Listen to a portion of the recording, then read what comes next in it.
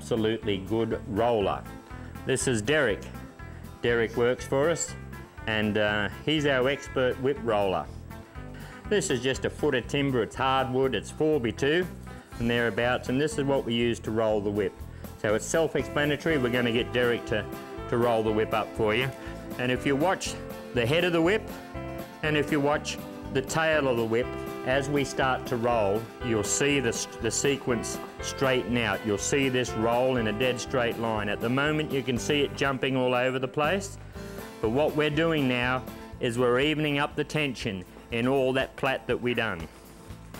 So Derek's rolling away, and you can see one end of the whip bouncing around all over the place. It's not balanced, it's not level, it's needing a good straighten out.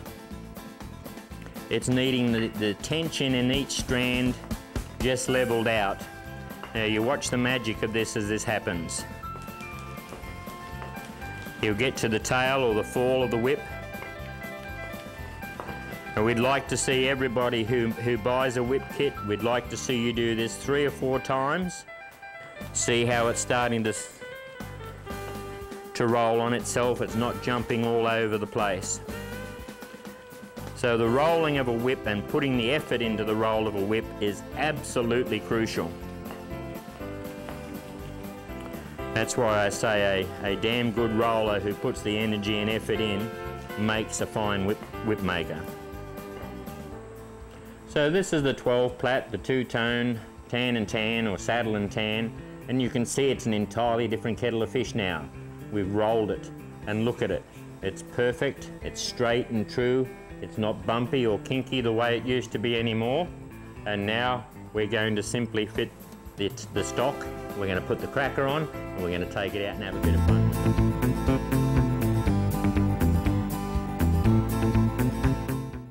Okay, so how do we fit the thong to the stock? First step, easy peasy. We fold these keepers in half. Now, bearing in mind there are a series of keepers here. You're not reliant on just this outside keeper. You can see when I pull them out that you've got other keepers inside. You've got the saddle hide, and then inside of that again we have the tan part of the hide. So we have 3 keepers, ample strength there. You're never going to bust these keepers. 3 king kangaroo hide keepers. And simply all we do is put our finger through it like that and fold it in half. Just like that. Use your pliers and just level it out, fold it in half, just like that. We then go to the thong of the whip, and the same thing. We have both coloured strands, saddle and tan, and we have those 2 internal bellies. Here they are here.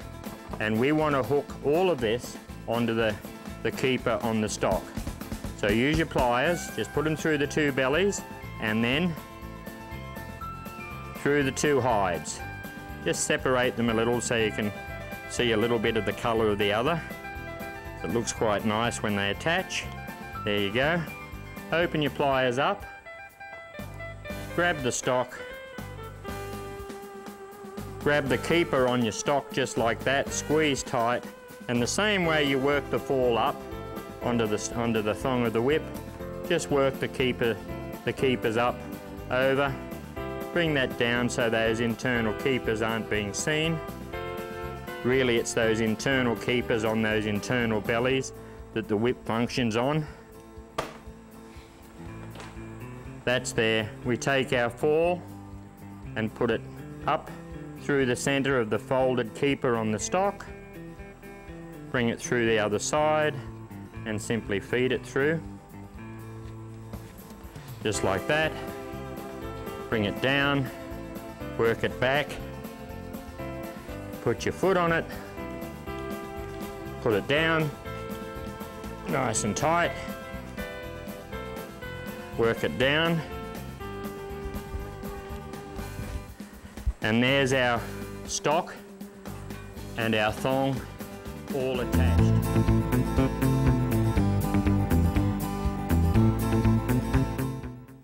Okay, the next step is to simply wet the end of the fall. I generally just like that, end of the fall, and we're going to attach the cracker. We build all of this whip simply to attach this cracker, because this is what makes the pleasant noise, the crack. How to attach the cracker is simple. Straight through underneath like that, go around the cracker once, and then come up through the eye, and then pull them down tight together. That's it. And you'll see the fall in the cracker come through in a straight line. If you attach the cracker and you don't have that straight line, undo it, because it will not crack properly and it will cut your fall off. So it just needs to come through it, just a half hitch, the same half hitch as we showed you to put the fall on, the same half hitch that we've shown all the way, and that's it. And as you can see, the more you throw this out, the tighter this will become.